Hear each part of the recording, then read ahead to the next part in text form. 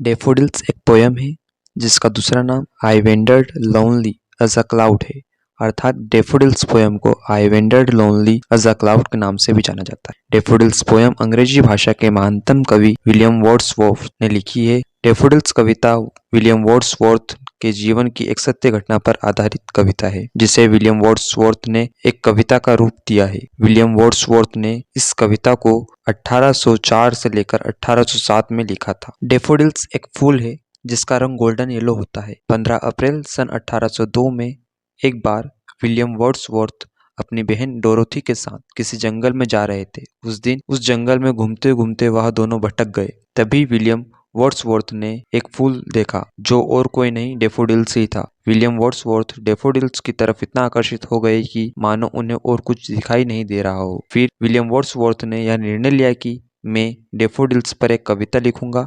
Daffodils के कवि William Wordsworth का जन्म 7 अप्रैल 1770 में हुआ और उनकी मृत्यु 23 अप्रैल 1850 में हुई। तो चलिए शुरू करते हैं डैफोडिल्स की कविता का सारांश।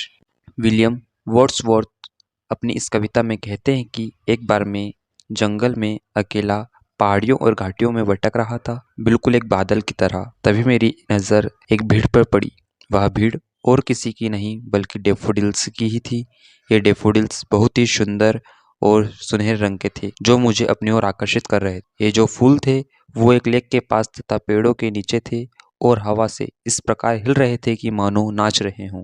पोइट विलियम वर्ड्सवर्थ अपनी कविता के दूसरे स्टेंजा में कहते हैं कि जो डैफोडिल्स फ्लावर थे वो संख्या में इतने ज्यादा थे कि मानो जिस प्रकार मिल्की वे गैलेक्सी में तारों का झुंड होता है उसी तरह ये भी भारी संख्या में थे। इस जगह आगे कवि बताते हैं कि ये फूल इतने थे कि इनका कोई अंत ही नहीं था, एक लंबी कतार में लेक के किनारे तक। जब मैंने अपनी सिर्फ एक नज़र डैफोडिल्स की तरफ करी तो तभी मैंने कम से कम 10,000 फूल तो देख ही लिए होंगे। ये फूल हवा के साथ बहुत ही आनंद के साथ नाच रहे थे।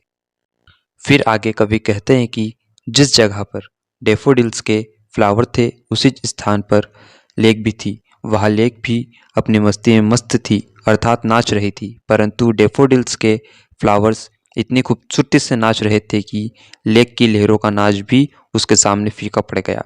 यह दृश्य देखकर कवि बहुत प्रसन्न होते हैं। उसे किसी भी प्रकार की चिंता नहीं रहती है। कवि चिंता रहित होकर वह दृश्य का आनंद लेते हैं। विलियम वर्ड्सवर्थ इस प्रकार मग्न हो गए कि उन्हें और कुछ समझ ही नहीं आ रहा था। डैफोडिल्स पोयम के 4th स्टेंजा में कवि विलियम वर्ड्सवर्थ अपने घर आ जाते हैं और कभी कभी वे किसी समस्या या फिर किसी चिंता में होते हैं तो वह उस दृश्य को याद कर लेते हैं जिससे उन्हें शांति मिलती है। अंत में कवि कहते हैं कि यह दृश्य को याद करके मेरा मन पूर्ण रूप से प्रफुल्लित हो जाता है और जिस प्रकार हवा के साथ डैफोडिल्स नाचते हैं उसी प्रकार मैं भी नाचने लगता हूँ।